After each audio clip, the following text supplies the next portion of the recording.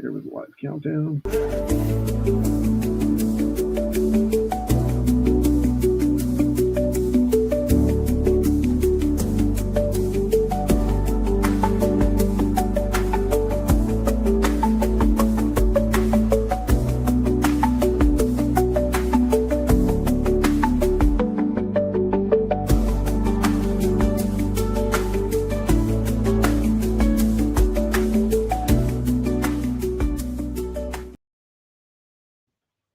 Hello, everybody.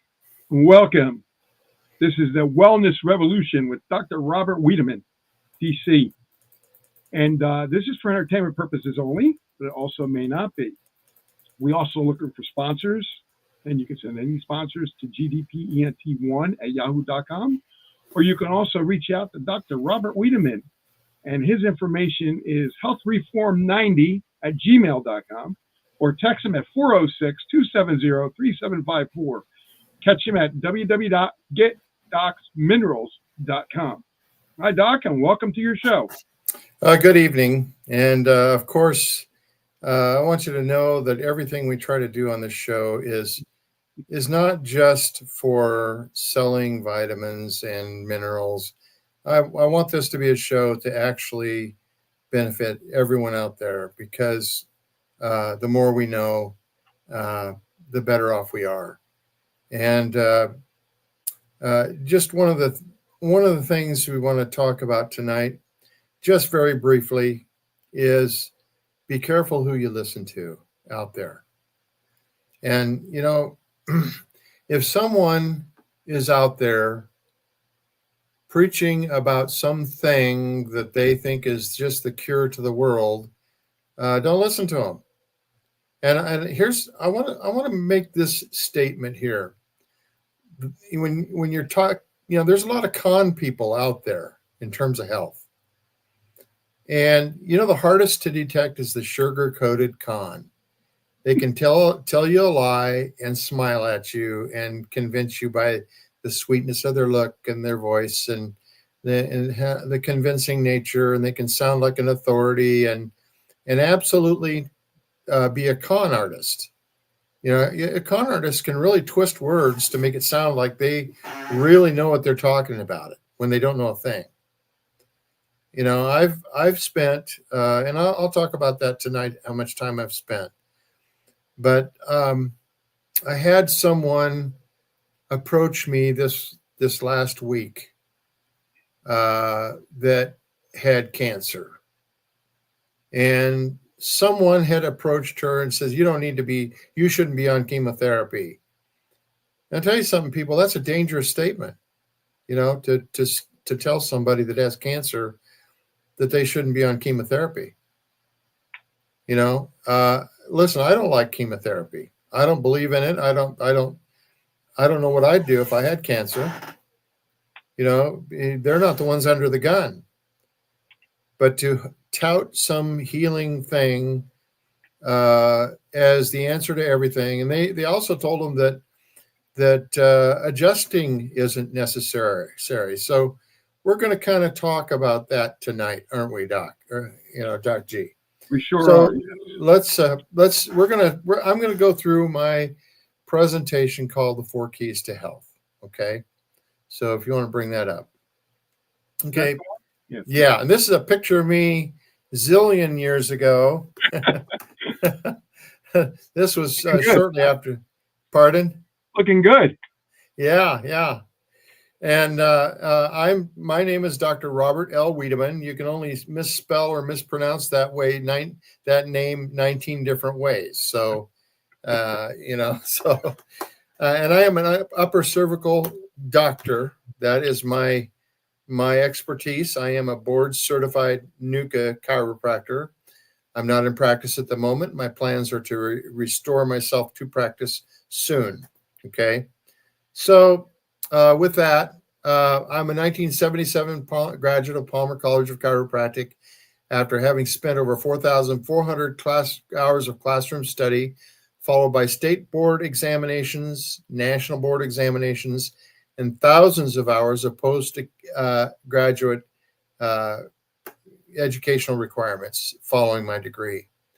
And I still keep those up. I still have to attend to those every year to keep my license active. Okay. My degree is Doctor of Chiropractic. In 1972, I'll tell my background here. In 1972, I was working in Han Industries as a machinist. One beautiful warm afternoon, our church was having a picnic, and one of my friends had a motorcycle and invited me to jump the hill with him. It looked like fun, so I climbed aboard, rode up the hill with him a few times, and on about the third trip up the hill, we hit a hole with the rear tire, and my back was severely jammed. I was thrown off and rolled on the ground, the worst pain I've ever experienced in my life. The ambulance came, and I was put on a backboard and rushed to the hospital for x-rays. I don't even remember the ambulance ride. The next thing I recall is two doctors coming into the room and informing me that I had a compressed vertebra and that usually they would treat this with a body cast. However, instead, I was to go home, lay on two pillows, lay very still, and take pain pills, and I would be better in about 2 weeks. I wasn't. Went home, followed the instructions, but I wasn't better in 2 weeks. 2 weeks stretched to a month. Began later on to develop loss of vision, anxiety, attacks, shortness of breath. I was rushed to the emergency room on 2 different occasions and told that it was basically all in my head. Later, I was given a 6-hour glucose tolerance test and told I had hypoglycemia and was put on a very strict and horrible diet. I began developing symptoms of feeling like one hand was getting larger than the other and the other one smaller, and back and forth. Then the feeling would reverse, and the other felt like it was getting larger and the other smaller. And I found during this time that I could get some relief by sitting with my back to a little heater in my boy's room in the back of the house. So finally, through the advice of a friend, I found out about upper cervical chiropractic. I said, "What's that?" I asked. He explained that upper cervical chiropractic was a specialty within the chiropractic profession that seeks to achieve spinal balance to remove interference because misalignment, where the head and neck joint could cause major interference affecting everything in the body. That made sense to me. So I made an appointment with an upper cervical doctor. I had to drive 9 hours to get to him. So people tell me, 2 hours away. Oh, that's too far. Well, I drove 9 hours. Okay. He took x-rays of my head and neck, did a mathematical analysis on these films. And the next day, this mathematical analysis gave him a mathematical formula that he could use to correct my body imbalance. All I felt was him touching the side of my neck. And I said, there's no way this could work. That's what I was thinking. Well, and the first time he pulled, they do a triceps pull. The first time they pulled, he says, I didn't get it. So he did again, still didn't get it. And I thought, is this going to work? And then the third time he pulled and there was a snap in my neck. I didn't feel anything, but I could hear this little click in there, resounding click. And he did that several times, and I knew something was different afterwards. And the doctor took post-correction films of my neck. As I sat in the waiting room following my post-x-rays, I began to feel this incredible warm goodness flowing down the back of my neck and into my entire back. I can't explain this except feeling like it was the first time in my life that life had been really turned on. As the doctor checked the films, he told me that I had been to another chiropractor in between this. He says, well, I increased laterality and rotation. He was lying, of course. He was doing that just for effect. But we'll let so-and-so get that out for you. And he looks at me and he says, no, we got it all. And, and he checked and he told me the correction was good. I searched extensively for answers in the months preceding this correction for my search for answers, including this correction. And I found the 4 keys of health that helped me in my recovery. Okay. This experience led me to become an upper cervical doctor. And I determined I was going to dedicate my life to teaching others the 4 keys to health. So the 4 keys to health are a method to solve health problems without drugs or surgery. And I would invite you to join us on the journey to health. So the 4 keys to health are body balance, chemical integrity, psychosomatic coordination, and environmental adaptation. Okay. So body balance is the most important aspect of health. Dr. Robert Sperry, PhD, won a Nobel Prize for brain research. He showed that 90% of your brain activity is used to balance your body in a gravitational field. That leaves only 10% of all your other body functions. Dr. Sperry stated that if your body is in a mechanically distorted position, the structure of your body is affecting your body's ability to function correctly. By the way, this mention of the amount of effort the brain, 90% of the brain activity. The other doctor that was going to be on here with us tonight, the animal doctor, I wanted to mention that she is preparing herself for another presentation on the brain that she's going to be presenting with someone else and could not spend the time. She initially thought she was, but then at the last minute, she says, no, I can't do that right now. I've got to focus my time on what I'm doing. So I respect her. And so we're respecting her time tonight. So again, body balance is the most important aspect of health. Dr. Robert Sperry, PhD, won a Nobel Prize for brain research. He showed that 90% of your brain activity is used to balance your body in a gravitational field. That leaves only 10% for all your other body functions. Dr. Sperry stated that if your body is in a mechanically distorted position, the structure of your body is affecting your body's ability to function correctly. So what he's saying is what we have said here before: structure and function is related. And Jerry Petito says, too bad the other doctor can't be with us. I was looking forward to having her on here, but she is promised me she'll be on here later, not a different night, some night maybe in July or so forth. So this body imbalance, and take a look at this picture, if you will. Okay, when your head and neck are out of alignment with each other, just from a sheer balance point, there's compensation that takes place. But it's not just compensation reaction. There are actually structures within the brainstem that can control the extensor muscles of the spine and can actually cause spastic contracture of the muscles and will pull the lower spine out of alignment. It's kind of like, in a sense, if you were sitting on a yard swing, let's pretend you're sitting on a yard swing. If one of those chains is shorter than the other, exactly what you see in this picture is going to happen to you. The hips are going to be out of balance. Your spine is going to curve to compensate and so forth to hold you upright. And there are little tiny muscles that go in between each of those vertebrae.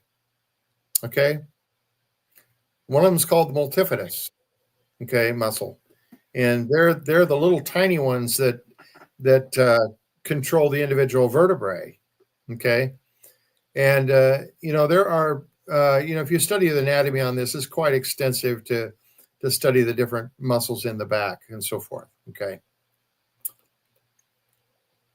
Now, the other thing is the chemical integrity. And that's what we have talked about with the nutrition, with the 90 essential nutrients. 60 essential minerals, 16 vitamins, 12 essential amino acids, and 3 essential fatty acids are necessary for every cell in your body to function properly. We also have to worry about what's being given to our bodies from all different angles these days. There's all kinds of things, that we end up accidentally taking in within ourselves. I mean, you could stand in the shower and be affected by the chlorine and the fluorine that become a gas as it comes out of the shower. So, I mean, there's all kinds of things that we're exposed to. But if you have the 90 essential nutrients, Dr. Wallach's research, when he did the NIH research with his research project, I think it was 13 or 17 years, can't remember. He found that the big problem wasn't pollution. It was nutritional deficiencies. He says he doesn't care whether it's a hummingbird or an elephant. They all need the 90 essential nutrients in order to stay well. Okay. So the chemical integrity is our body's ability to absorb. That's called assimilation. What we're able to assimilate. And that's why we work on, first of all, we have to be concerned on digestion. But then, when the nutrients actually get in the bloodstream, they go into what's called the serous fluid. The serous fluid is actually the interstitial fluid in between the cells, and that's what carries the nutrients to the cells. And of course, that same serous fluid carries away the waste products. And when you have nerve interference, see, when you're free of nerve interference, your body has the cells have the ability to keep the bad stuff out and to absorb only the good stuff in terms of your, between waste products and nutrients. When you have a vertebral subluxation, it interferes with the body's ability to discriminate between good and bad. In other words, if you're not receiving the communication from your brain to your tissue cells, then the tissue cells become confused and cannot operate as they should.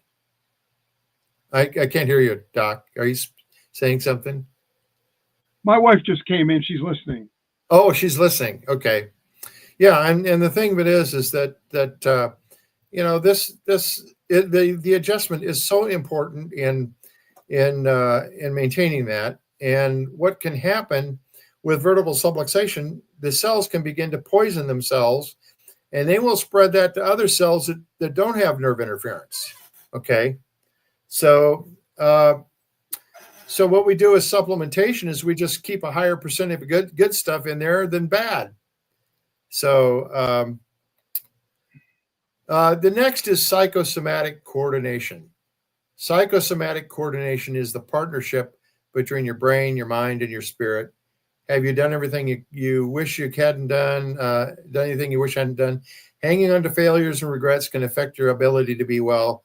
Mental and emotional baggage can impede your body's normal function. Okay. And hey, you guys. Thank you for saying hi to us. Okay.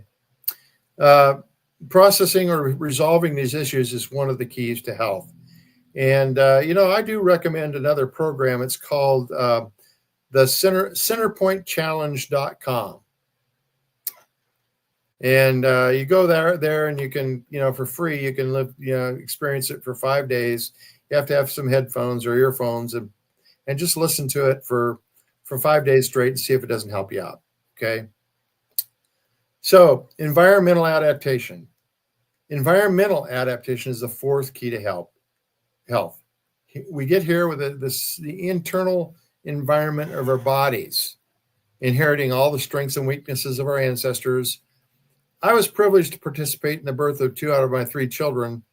As each child exited the womb into my hands, I heard them take their first breath and watch the skin turn red with life-giving blood. They began to immediately adapt to this external environment of air, pollution, bacteria, and temperature. And we continue to do this throughout our lives. Our body's ability to make the correct changes and adaptation depends on the first 3 elements of health. And by the way, I've been watching some interesting things on childbirth and the importance of not cutting the umbilical cord before it stops beating, because that placenta is actually the twin of the baby. And when that, and all the stem cells come from that placenta. Okay, so you're doing your baby a disservice if you cut that cord early. And mine was cut early. I mean, that's what they did in those days. So body balance, our specialty. In every field, there are specialties. Upper cervical chiropractic is a specialty within the chiropractic profession. So what is the upper cervical chiropractic? Who discovered upper cervical chiropractic? And what does upper cervical chiropractic care have to do with body balance? The very first correction in history, the very first chiropractic adjustment in history was an upper cervical correction. It was performed by D.D. Palmer on September 18, 1895. And Dr. B.J. Palmer, his son, who was about 6 or 8 years old at the time, watched that very first chiropractic adjustment. And the story that has come down to me Now, there's lots of versions of the story, but the version that came down to me was that Dr. Palmer was an avid student. Now, he was practicing magnetic healing at the time, which is kind of like cranial sacral therapy to us today. And they basically, the idea is based on, when you had a fever as a kid and your mother laid her hand on your head, how did you feel, Doc? Very, very, very comforting. Yeah, you felt different, didn't you? Yeah, it felt good. Yeah. Thinking about your mother there, and so that's the concept, is that when we actually have an electrical field about us that's actually measurable. They have something called Kirlian photography that you can actually take a picture of, and we affect others. Our attitude when we walk into a room. Doc, have you ever noticed that you can just tell that there's something about some people that walk into the room? Some people brighten up the room, some people darken it, when they come in. Yeah. And it has to do, and I'll tell you something. I remember one of my professors at Palmer when I was going to school, Dr. Chris Kent, very brilliant man, was in practice at the time. And he did Kirlian photography on his patients. He would do before and after, okay? And he showed before and after pictures of this Kirlian photography, how after an adjustment, the whole field would light up. And that's one of the things that has stuck with me through the years, the importance of having freedom of nerve interference, because your whole life force is interfered with that subluxation. And the old saying is true: the body needs no help, just no interference. Well, D.D. Palmer, let's get back to D.D. Palmer here. I don't want to spend too much time. I want to get through his story here. And I have to admit to you, I have a tendency to wander off on another path. I have a little bit of ADHD there, maybe. D.D. Palmer was quite a student of the spine and the nervous system. And he noticed he heard a noise outside of his office one day. And he went outside, and here was Harvey Lillard, hard of hearing, telling jokes with some other guy at the top of his lungs. And D.D. Palmer, of course, joined in, telling the jokes with him. And he slapped Harvey Lillard on the back with his book. He had a book in his hand. And Harvey turns to him and says, Doc, he says, for a minute there, I could hear better. He says, why don't you come on to my office here? So he set him down, and B.J. Palmer tells the story that there was a huge lump on the side of his neck. He had a very skinny neck, and you could see this huge lump on the side of his neck. And he asked him about it. He told him, Harvey, you got a lump back here. He says, yeah, Dr. Palmer. He says, 17 years ago, I was in a closet, stooped in a stooped position, and I felt this pop in my neck, and I turned around and couldn't hear anymore, or couldn't hear very well. He couldn't hear the horses on the cobblestone street outside. And Davenport, Muscatine, and all the cities around are noted for these old cobblestone streets. But in those days, the wagons went over them. He couldn't hear that. And so Dr. Palmer says, well, do you care if I try to correct this thing? Well, he says, why not? So he lays him down on a bench and gave him 3 short, quick thrusts into his neck, and it popped, and that lump went away. That was the first chiropractic adjustment in history. And within 3 days, he could hear a watch ticking at arm's length. And there's a copy of a letter in the Palmer mansion that was written 6 months later by Harvey Lillard. He says he could still hear later. So that was the first chiropractic adjustment in history. Had nothing to do with back pain. It had to do with hearing. And there are hearing centers in the brainstem. And so we're going to talk a little bit about the brainstem. B.J. Palmer, by the way, was known as the developer of chiropractic. He established a $1 million chiropractic clinic in 1932 and became the first advocate of upper cervical chiropractic. We got some people saying hi to us. Jerry Polito, and then hey, you guys is saying hi to us also. Who discovered upper cervical? Well, Dr. John Grostic became interested in upper cervical after having gone into remission with Hodgkin disease after an upper cervical correction by Dr. B.J. Palmer. Okay. So, hey, you guys.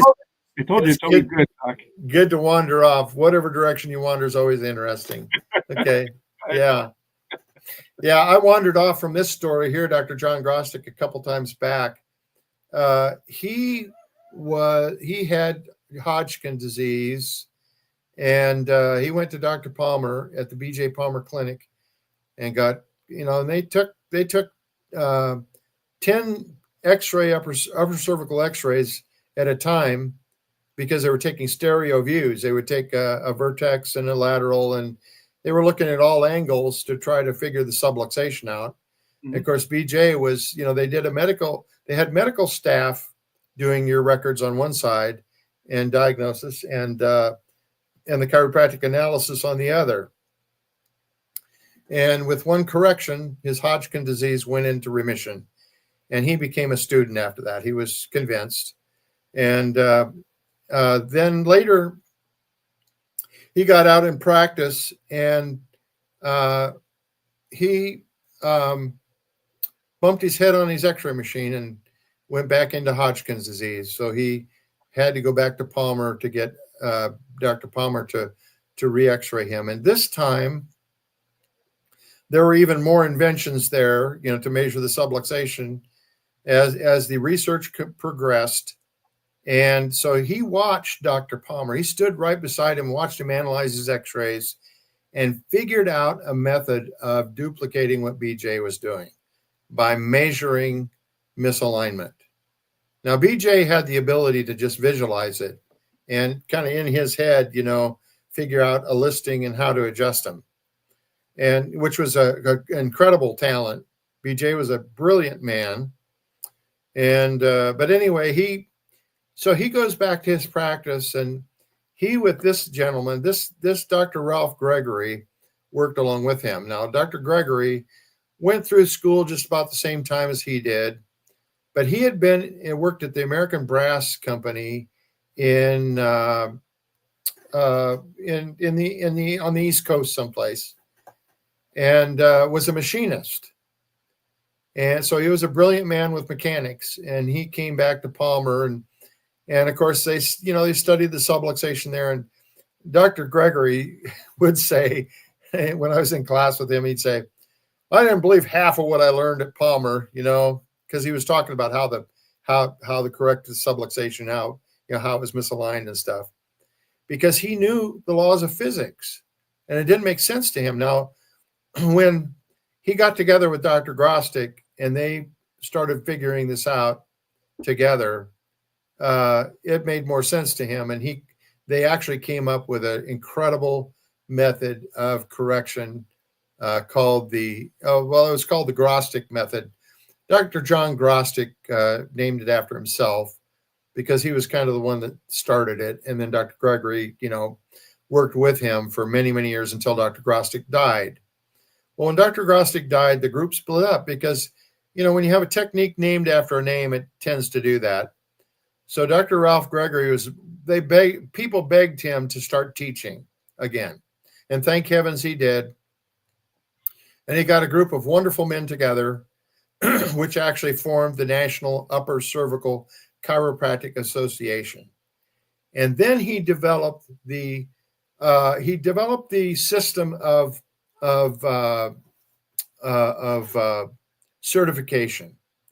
There was like 3 levels of certification. The first level, you had to prove that your X-ray was in alignment. So you had to know how to align the X-ray machine. And believe me, my dad had to make me a frame. I was in an office where the floor would shift you couldn't keep the X-ray in alignment, and the floor would shift and shift and shift. And so he made it so I could anchor it to the wall, and it had an iron frame. I could line it up and I could realign it very, and it took a lot of effort to realign it. And I kept that throughout the years through my, when I moved to Appleton, Wisconsin. And I'll tell you something, when I would stop getting results, I would stop the practice and I would realign the x-ray machine. And lo and behold, those results got better. When I had precise alignment. And the quality of your x-ray goes up when you have precise alignment.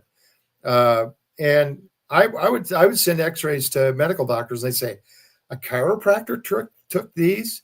Of course, we were putting lead shields around, we would make these, they had thin lead that we would put so it would block out parts of the x-ray so that we could see the edges of the skull better. And we collimated it down really, really tightly so that there wasn't a lot of scatter in the x-ray and we could have sharp images.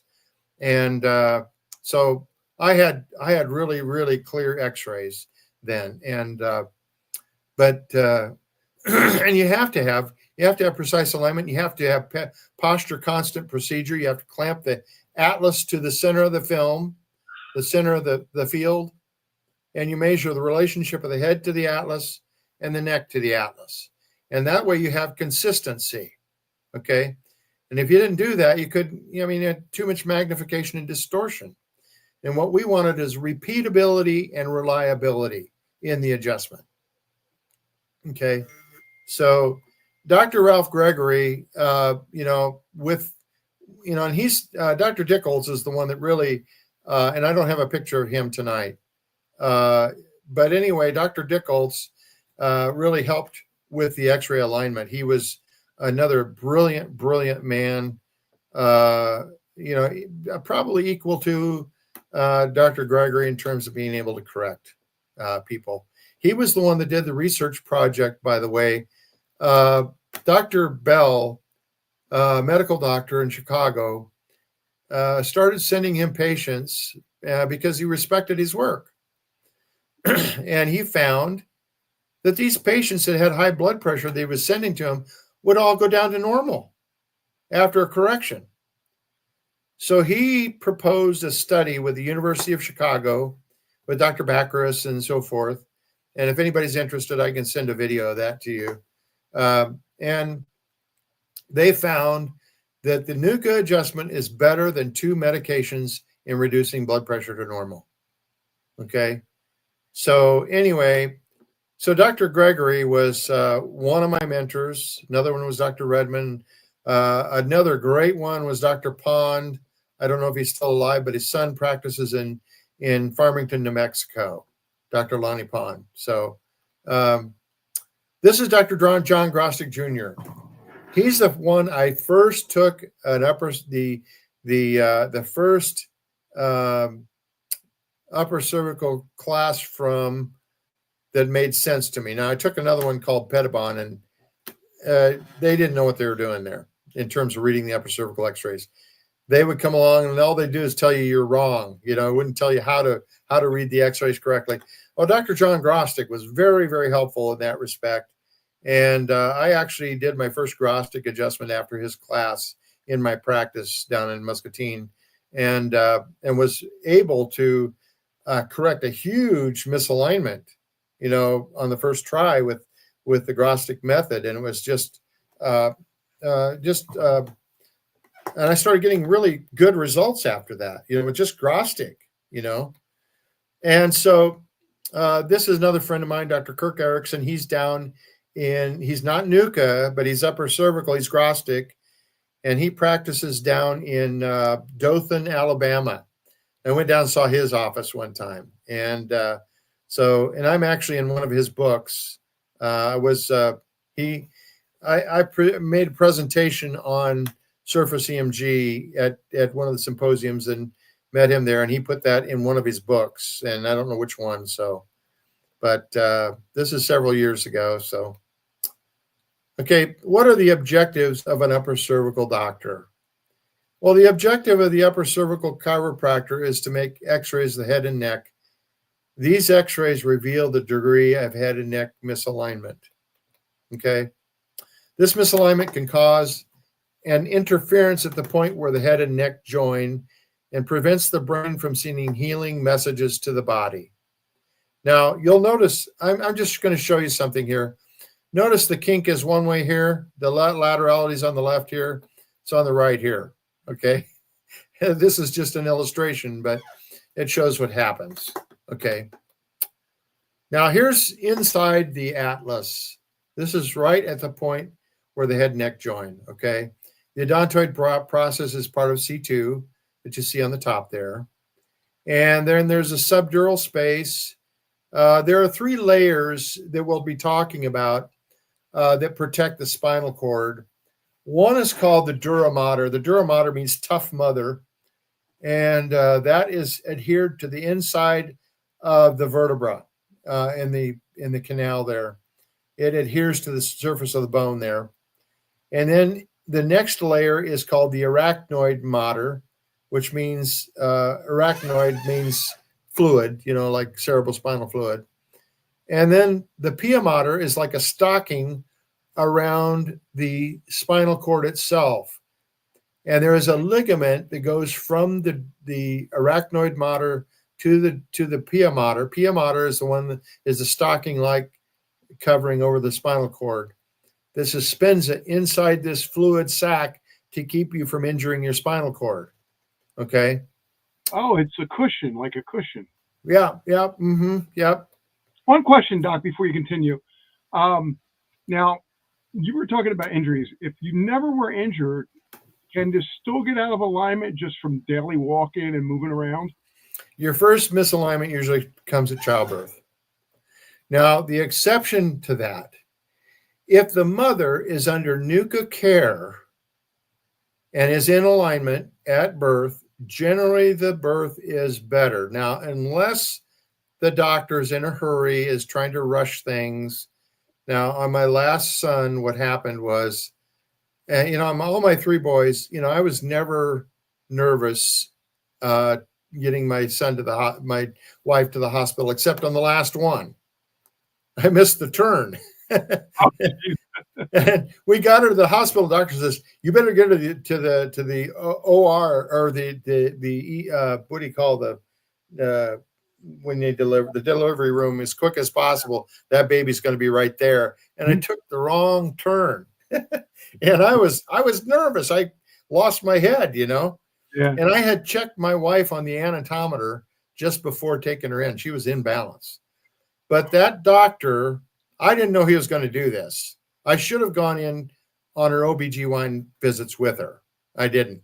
And he took this suction cup and hooked it up my son's head, and it put a big hematoma on it. And he just sat there and just pulled him out, And had I known he was going to do that, man, I could have killed that doctor. Because I didn't want forceps being used on my son or anything like that. Right. And his neck today is a mess. I shouldn't say that, but he's got some serious problems with that neck as a result of that injury at birth. And I'm telling you that doctors can cause serious injury of the spinal column at birth. It's better to have your child at home. Now, some of my grandkids were born in a swimming pool, and the birth was very easy, very wonderful, and very easy on the neck. If a woman has the proper childbirth and proper chiropractic care, I have seen a lot of children born that did not have to be adjusted for 2 or 3 years afterwards. And that's the best you can do for your child. Because what people don't realize is that the musculature of the pelvis of a woman is controlled by that brainstem. So is the uterus. And if there's freedom from nerve interference, the uterus will relax like it should, and the childbirth can be much easier, okay, on a child. So anyway, I guess I should have had some I don't have any pictures of childbirth up there on this, but these are the dentate ligaments from the side, and there's a spinal cerebellar tract on the side of the vertebra, okay? And there are the nerve roots that come out. They show you how the nerves come out and join together in a nerve root. And there's an anterior and posterior root. Okay. Here's a peeled away dura mater, okay? And the pia mater is the one on the surface of the spinal cord. Now, here's what can happen in a ruptured disc. This shows that a rupture can go posteriorward into the spinal cord. And the medical solution is to amputate the back part of the vertebra and allow the spinal cord to spring back. As you know, and sometimes they'll trim off this, sometimes they'll actually take the disc out, in some cases. So, but see, it allows it to spring back. And so, I mean, one of the things that Dr. Wallach talks about is the importance of nutrition. Now, as a chiropractor, I can balance the spine, and it might take 9 months for that to restore to normal. If you add nutrition to that, it can make it go much faster. And there can be a lot of pain relief with what we have to do with the Youngevity products. And you need to be under the care of someone who is a trained Youngevity rep. We train each other through this website that we have. This is why we have the health questionnaire, because we want to be specific what people's needs are. And the nice thing about you taking a nutritional approach is the fact that if someone can't get near an adjustment quickly, or the distance is too great, nutrition is the second best choice, because you can handle a lot of things with nutrition. Okay. Now I want to back up here a little bit here. I want to back up to the pre and post x-rays here, if we can. Let's see here. Let's see. I'm not finding it here. I just want to give a shout out to Denise Rice. She says, hello, Doc G and Doc Wiedemann. How you doing, Denise? Oh, good. Yeah. Thank you, Denise. And let's see here. Here we go. Now, this is not an exact, illustration, but it shows the kink between the head and the atlas there. I don't know what that lower line is meant to. It's just a continuation of the headline all the way down through. It shows the imbalance of the head and the atlas. And the right shows things being lined up. That's the way they're supposed to be lined up. Now, what I would do in a court case, now, for instance, I went to court several times. When I was in Wisconsin, the personal injury doctors loved me. I won four cases in a row, back to back, where each case ended up getting about $140,000 in their cases as a result of my testimony. Okay. And what I would do is I would just take the pre and post x-rays, and I would put a 90, one of these 90-degree, it would show, it was a square, a 90-degree square at the bottom of the spine, right on the spinous process of right at the middle of the body of C7 down there at the bottom, and draw a line down it. And you could physically see the imbalance. No other lines on the x-ray. And then I would take the post x-ray and do the same. And I would show before and after. And the attorney would come up and say, well, how do you know that isn't normal? And I says, well, it doesn't look like that in Gray's Anatomy. And they didn't know what to say. And the jury showed in my favor every single time. They were never able to defeat me in court, when somebody was injured from personal injury. Now, here is a pre and a post. Now, we talked about, people claiming certain products can align the spine. And I'm not going to say what products. I will believe it if I can see 10 sets of pre and post x-rays in a row showing 85% or better correction. And you'll notice there's like a 23 3/4 degree kink in that lower neck of this one on the left. And there's like I think it's like a 1 3/4 degree, no, 3 degree kink in the upper cervical spine of the head relative to the atlas. The atlas is that red horizontal line that's dipped low on the left. And the next one is the post x-ray. And you notice there's about zero misalignment relative to the skull to the atlas on the one on the right. And there's like a left 3.5 degree misalignment still in the lower cervical spine. What I've noticed is when that happens, if I were to take that x-ray, this is a traumatically induced subluxation, by the way, a football injury. And what I would notice is that if I took another postnasium on the day after, that lower 3.5 degrees would go away. It's called spasmodic residual. Okay. In other words, your neck spasm doesn't go away right away all the time. Okay. But now stop and think about the spinal cord. What's happening to the spinal cord there? It's on an angle, a little bit of an angle. Yeah, it's kinked. Yeah. You can't possibly not have some kind of interference. Now, if somebody tells me that their product can straighten out a spine, all I have to do is ask them, let me see the pre and post x-rays. Show me. Because I know how difficult this is to achieve. The skill level to do this is very difficult to achieve. You know, as it takes a lot of knowledge. And, you know, when you're doing this learning this by yourself as a chiropractor, it takes years, you know, and of course you go back to the classes and you show your x-rays to those in charge, and the ones that have had years of experience can mentor you. And I had mentors helping me.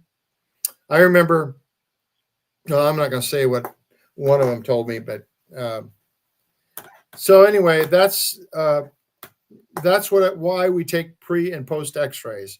See, in order to have an adjustment, you have to know what normal is. Okay, don't you? Wouldn't you? Yeah. If you're going to say you're going to adjust something, it has to have a normal. Yes. The second thing is you have to have a method of measuring how it's departed from normal. Yes. Okay. Okay. The third thing is you have to have a biomechanically sound method of restoring it to normal. Okay. And I don't agree with all techniques out there. Okay. But one of the things that Bud Crowder told me, he says, don't get hung up on technique, get hung up on the principle. Well, from a philosophical standpoint, I'm hung up on the principle. But from a technical standpoint, I'm hung up on the technique because I for myself want to see maximal correction of the subluxation. The subluxation is your enemy. Okay, it's the enemy of, this is a pandemic throughout the world. Now, I look at President Trump. He's out of adjustment, people. Now, I like Donald Trump, but he needs to have maximal correction of his subluxation. He will perform better than he is.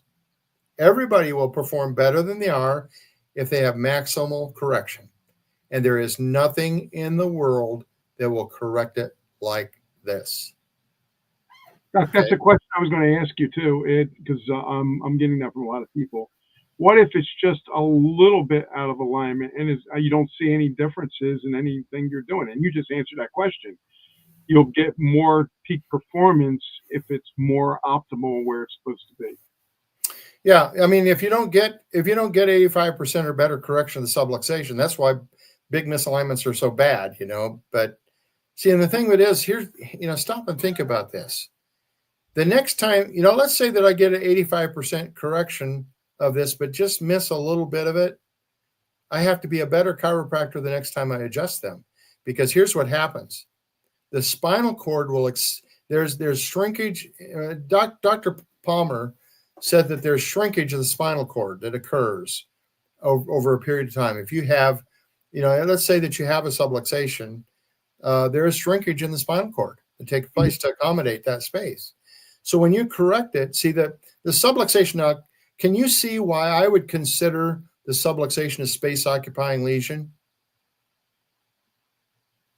Yeah. Now, there's nothing dislocated in there. It's not dislocated. It's something less than a dislocation. It is a subluxation. That's hence the term subluxation. Okay. Luxation is an 1895 term for dislocation. Okay. And that term is actually used in medicine today, is subluxation. Subluxation is used more than luxation today. But anyway, medicine doesn't have an answer for this. There is no medical doctor on earth that can correct this that I know of. Nothing they can do to correct the subluxation. And how many people are laying in a bed in hospital suffering from the effects of a vertebral subluxation? How many people die of the results of a subluxation? Now, one of the things that we want to talk about is the fact that there is a vertebral artery on each side of the spine that goes up through the transverse processes. And let me back up here. Okay, here we go. Can you see the vertebral artery on the outsides of the vertebra there, that red thing? That goes up. It takes a 90-degree turn in to the middle of the spinal column, another 90-degree turn up into the skull, and then it joins with the circle of Willis and the basilar artery at the base of the brain. Now, I have found in my practice, people that would have transient ischemic attacks would usually have, now we're just looking at the frontal plane here of the subluxation. We actually measure this in 3 dimensions, people. And if you take and turn the skull up on its end, you would see that the atlas can rotate relative to the base of the skull, and the axis can rotate. You can actually see the second vertebra on the left twisted to the left. Okay. Well, what would happen if the atlas vertebra would twist forward on the right there? What would happen to that vertebral artery? I found that in cases that had suffered from transient ischemic attacks, usually had a large rotational displacement of the atlas relative to the base of the skull, and that the axis was usually twisted the opposite way. Medicine does not look at that. They want to put them on drugs as the only answer. Well, what if those arteries are under tension? Wouldn't you want to correct it to normal? And I found results with that. My own mother had that happen to her. She was going to Dr. Steve McDonald up in Monterey, California. And she was driving home and had a transient ischemic attack. I says, Mom, you've lost your adjustment. Go round back and get it readjusted. So he did. He found her out of adjustment again and corrected it and took care of this transient ischemic attack. And I know that because I had seen her x-rays as well. My mother passed away several years ago, so I can talk about this. But the thing of it is that transient ischemia, I believe, is, it needs to be studied further, okay?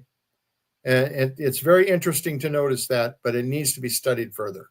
So I have an opinion about it. I haven't done a paper on it, but it needs to be studied, okay? Well, Doc, it seems like to me, not to cut you off, but it seems like to me when the vein or whatever you call that thing on the outside, vertebral artery, when you see that artery stretch more, now you're putting tension on it, but you're also you're making it in a straight line where before it was like on a curved line, which could mean that the curved line could have been blocking a little bit. The straight line's now opening it up, but that's not the case here. Yeah. It's more that you're putting more of a kink in it, right? Yeah. You put that kink in it, you're kinking up the plaque. I think the best way to say it is that you're restricting blood flow to the base of the brain. Right. Yeah. Mm-hmm. Right. That's my opinion, anyway. And so here's a drawing of this is theory, folks. This is stress lines that have been proposed that are happening. You got blood vessels all through this spinal cord, that are feeding the tissue cells of the spinal cord. And if you put stress lines on there, aren't you choking off blood supply to the internal part of that area? Aren't you restricting blood flow a bit to that? And this is interference at the point where the head and neck join. Now, not only that, but what they did with the University of Chicago, they did a case study on one of Dr. Dickholz's case that had migraine headaches. And they did an MRI before and after the atlas subluxation correction. And they found that when the atlas subluxation was present, they did contrast study on it actually, and found that there was a buildup of back pressure in the brainstem when the subluxation was there, and when the venous back pressure, and when the correction took place, there was a lot more venous outflow from the brainstem. So it's very possible there's a backup of actual blood pressure in the brain itself. So how is spinal cord compression and body balance determined? Well, misalignment, spinal cord compression, basically what happens is the muscles become involved in the low back, and they can actually pull a hip high and a leg short. Now, not only that, one of the things that I've noticed is that people that have hammer toes and things like this can actually, I had one lady that, and this is one lady, I didn't do a study on it, but she had hammer toes. And, we would check her on the anatometer, and the anatometer would show imbalance in the lower back and so forth. When we got her corrected, she came back about 6 months later, showed me her toes. She says, they've uncurled. I don't have hammer toes anymore. And it was very, very interesting to see that. See, when you have imbalances in the spine, it causes tensions and muscular spasm. I've even noticed muscle spasms in the face with different types of misalignments. I observed that over the years. Okay.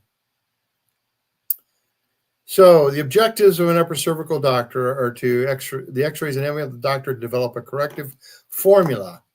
Okay. There's over 22,000 different ways it can misalign, and we have to study biomechanics. What does it take to leverage this spine back into proper alignment and in the most effective and painless method possible? And I would say that of all the adjusting methods out there, NUCCA is the most painless adjustment that you can get. You just barely tell anything's happening. And they allow us to develop a correction formula to restore that head and neck to alignment, to remove interference at the point where the head and neck join. Okay. Immediately, the brain will begin sending healing messages to the problem areas of the body. This begins its natural self-healing process. There are inherent recuperative powers within the body that the body is able to heal itself. It needs no help, just no interference. Okay. So so what are the signs of spinal imbalance? Well, you look and see if one ear is high on the head. If one ear can be high, the head is tilted to the side. When you take pictures of babies, that cute little head tilt isn't always just cuteness. It's actually misalignment. I know my own pattern of misalignment, and I could see it as a child. I wish my folks had raised me under chiropractic care. I wish from a babyhood on, I'd been corrected. I really wish that. It would have saved me. My health would have been so much better. Here's a picture of an anatometer. Now, when I was in chiropractic college, I was very enamored with this. This was a new invention. Dr. Gregory actually researched this and developed this, where you could actually measure the level of the hips and the vertical position of the spine. And it measures the rotation of the hips, the tilt of the hips. And the newer versions actually had a scale in there where you could measure the deviation of weight away from the center. This is anatometer 2, which determines the degree of pelvic distortion in the frontal and transverse planes and the lateral displacement of the spinal column at the shoulder level, the dimensions of the anatometer, so forth. So spinal imbalance causes an interference at the point where the head and neck join and prevents the brain from sending healing messages to various parts of your body. And it will pull a leg short and a hip high. And it does so through the extensor muscles of the spine, like the psoas muscles on the front, the quadratus lumborum, and the erector spinae group on the back. They will, they can pull in various combinations of ways to cause all kinds of distortions in the pelvis. So it's amazing to see the different pelvic distortions that can be caused by the atlas subluxation complex. Okay. This is a full spine picture of the curvatures in the spine before and after. Again, people that claim they can realign spines with their products. Let me see the before and after x-rays like I do here. Okay. And by the way, there are spinal charts that show different areas of problems at different levels. You can see various wedges in the spine, and I used to measure those, and it would coordinate with their symptoms. Exactly. Okay, so like kidney trouble and things like that. So here we see. I have some conditions written on the side here.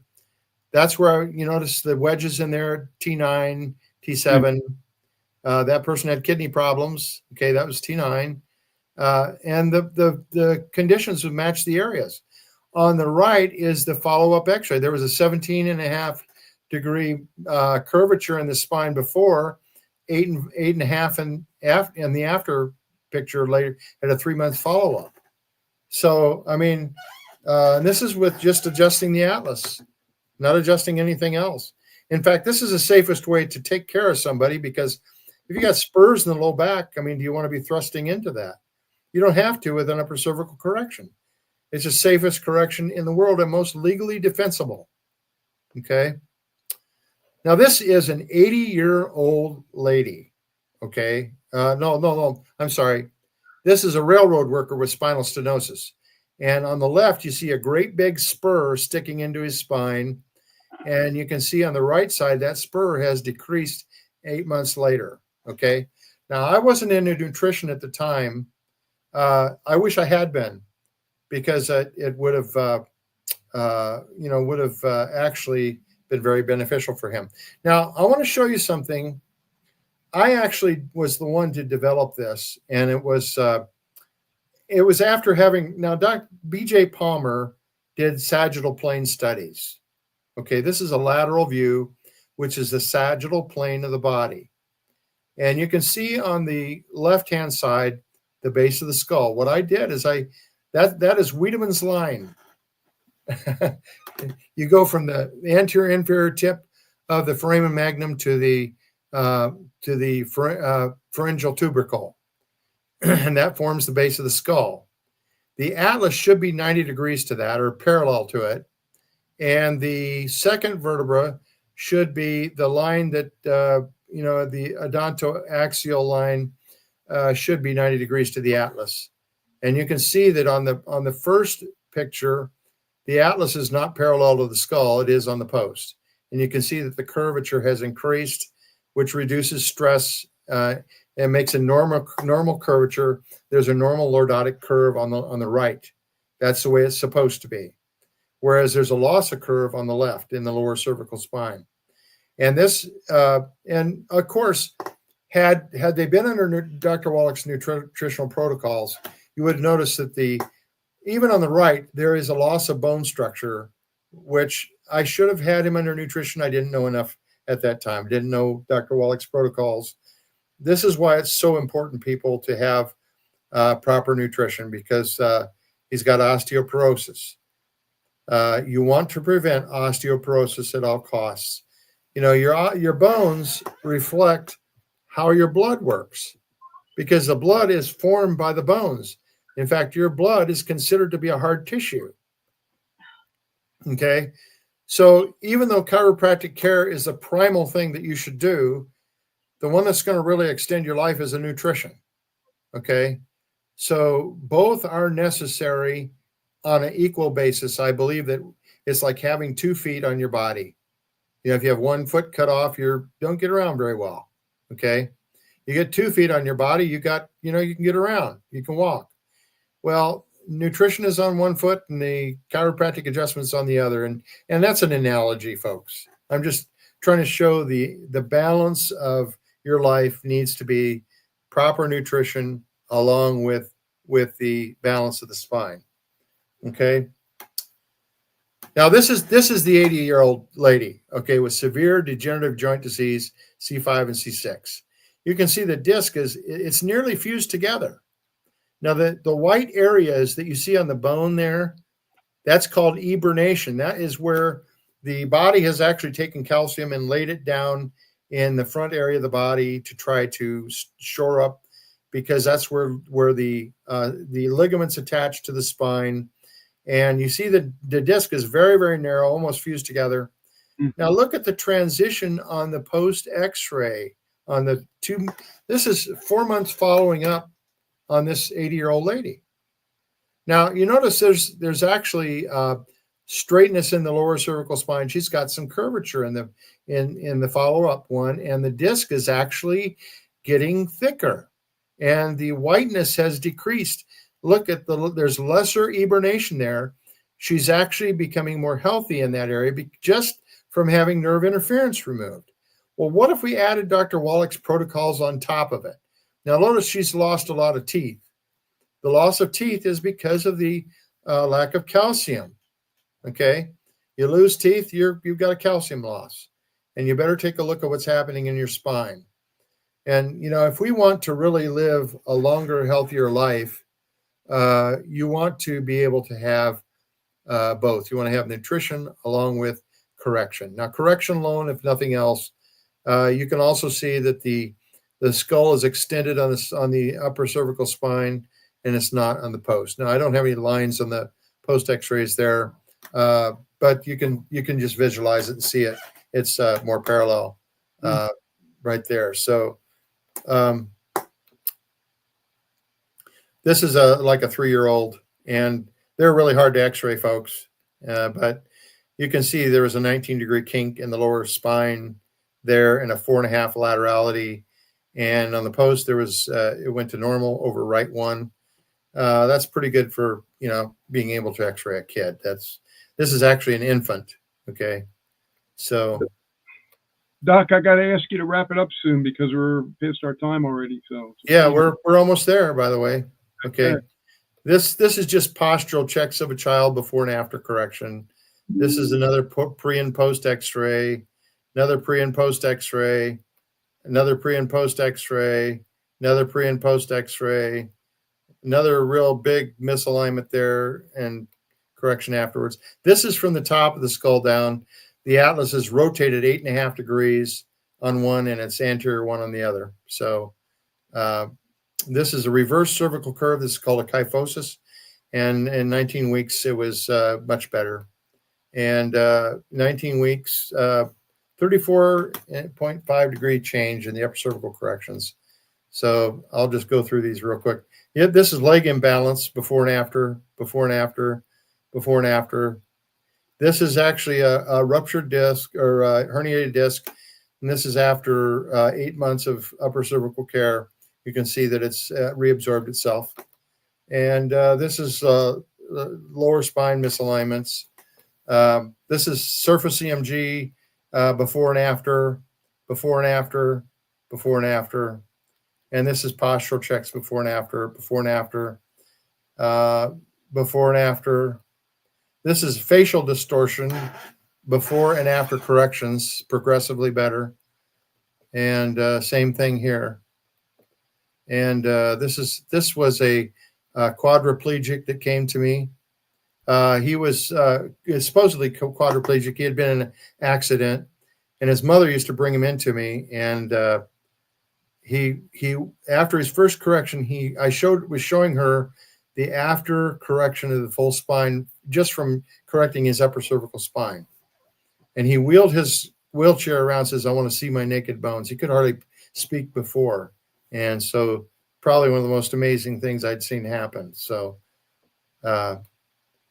this is the case I didn't accept. This is why we take x-rays. You can see the guy you can see in the lower cervical spine, his vertebrae were all fused together. He was starting his lawnmower, felt something snap in his neck, and his daughter brought him in, and you can see that the dens, the second vertebra, had slipped clear back into the neurological canal. He had snapped his transverse ligament, and so I couldn't do anything for him. And he went to a surgeon, had surgery, and died a year later. So it's very important, folks, that we take x-rays, you know. So these are all the problems that have been noted to be helped by upper cervical correction and nutrition. Allergies, arthritis, asthma, arm pain, athletic injuries, ADHD, black back pain, bedwetting, carpal tunnel, cerebral palsy, child development problems, chronic infections, constipation, depression, digestive problems, epileptic seizures, ear infection, eye infection, female disorders, fever, flu symptoms, frequent colds, hacking cough, hay fever, headaches of all kinds, herniated discs, high blood pressure, hip pain, hyperactivity, immune system deficiency, indigestion, infertility, knee pain, learning disability, leg pain, loss of sleep, low back pain, migraine headaches, multiple sclerosis, muscle spasm, neck pain, nervousness, neuralgia, neuritis, numbness, pain, poor vision, restlessness, scoliosis, shoulder pain, sinus problems, sore throat, tendonitis, tight muscles, tingling sensation, TMJ syndrome, Tourette syndrome, whiplash. And that is it, my friend. That's a whole list of stuff, Doc. Yep, there's lots and lots of things that can get better that you don't need to go to a medical doctor for necessarily. You know, we're don't saying don't go to a medical doctor, but I'm just saying, why not take a natural approach? And one thing I want to bring up here, can you bring up that other saying? Sure. Just remember, people who come to you and make claims to be able to cure something, my thing can cure you. There's lots of stuff out there. Of all who claim to cure, there are only 3 who tell the truth. They are the butcher, the tanner, and the tobacco farmer. And keep that in mind, folks. If someone tries to steer you away from rational thought, rational thinking in terms of health, think of this little saying, okay? With that, we're going to say good night. Bye, everybody. Thank you for watching and listening. Yeah, goodbye, everybody.